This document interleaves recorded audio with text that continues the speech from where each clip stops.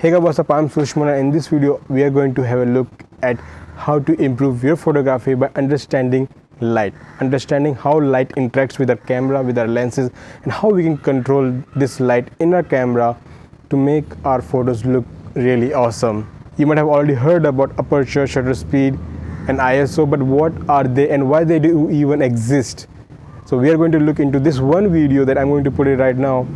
We are going to talk about all these three things and actually understanding why they exist and what they do even mean and how we can control them.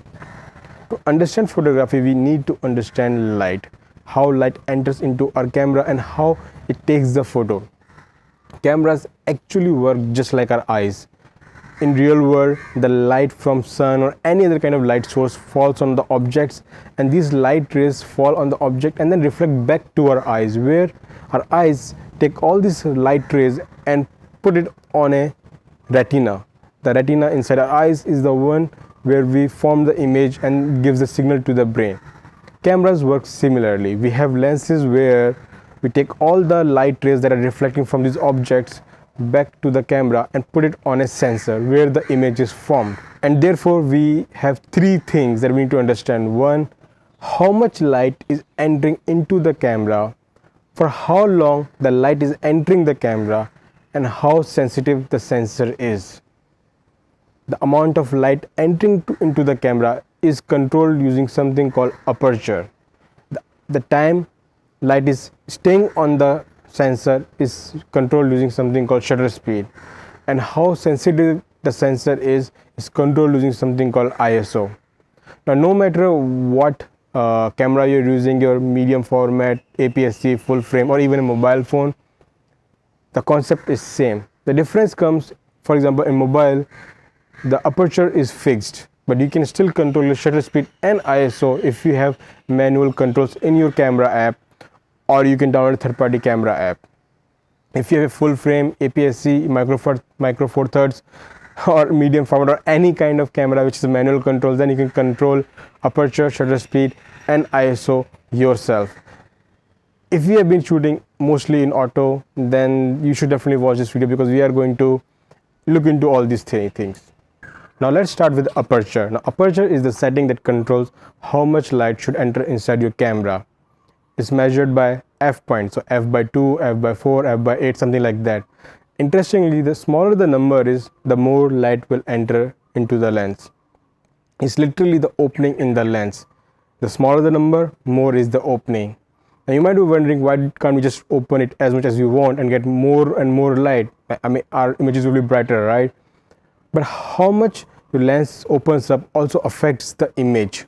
So if it's open wide open, then the background will be more blurrier. But if it's open narrow, then the background will be more in focus. It affects the focus. Okay, think like this: the more the lens is open, the smaller is the focal plane, and the lens is open, the more will be the focal plane. So this you can use to affect bokeh. So for example, if you want to take a photo of a person and you want the background to be blurry, you want that bokeh effect, then you will choose a very high f number like f by 2, which means it will be more open. Okay, but if you're taking a landscape where you want everything to be sharp, then you will use something like f by 13, f by 16, because you want everything to be sharp. And this makes things very interesting because you want more light, but then it can also affect your image. So you have to be careful enough to choose what is your intent, what you want to show in your photo, and then choose certain f number. If you are shooting a landscape, definitely you want something like f by 13, f by 16, or even higher than that. But if you're shooting a person and you don't want anyone else to focus on anything else, then you'll choose something like f by 2, f 1.4. Now second setting is shutter speed. This is one of my favorite because you can use it in multiple ways to get very interesting effects, very interesting images. But if you don't understand it, you can also end up having blurry images or underexposed images. There's a shutter between the lens and the sensor. So when you click a photo, shutter opens up, light enters on the sensor, and then shutter goes down and the photo is taken. So the longer the shutter stays open, the more light will enter and the photo will be more sharp and more bright. Now you might be thinking, then let's just open shutter for too long, right? But if the shutter is open for too long, anything that's in the frame, and if it moves, it will get blurry. Unless you're taking a photo of a landscape where nothing is moving, you want a faster shutter speed. If you choose something like 1/10 second, trying to take a photo of a dog who's running, he will be really blurry because he is moving so fast. So if you use something like 1/1000 second while taking a photo of a dog, the dog might come as sharp, but the photo will be really underexposed because 1/1000 second is so fast that not enough light can enter. So depending on the situation, you have to choose the right shutter speed. If there's a human, if there's a dog, if there's a bird, if there's a car, depending on what kind of object you're shooting and how fast it's going, you have to choose the shutter speed according to it. Faster the object is going, faster shutter speed you will need. If you feel like shutter speed is too fast and everything is dark, then you need to compensate with other settings like ISO and aperture. You can even add external lights to compensate with it. The third very important setting to understand is ISO, which represents sensitivity of the sensor. The more the sensor is sensitive to light, the more light it will capture, but it will also end up adding more noise. So you usually want to use lower number for a sensor, something like 100. If we even go 50, then you want that number. If you choose something high as 6400 for your ISO, usually you will have a bright image, but it will have a lot of noise. Now if you are in a dark scene, like you are doing a night event, of course you have no option but to increase your ISO, and you will end up having more noise.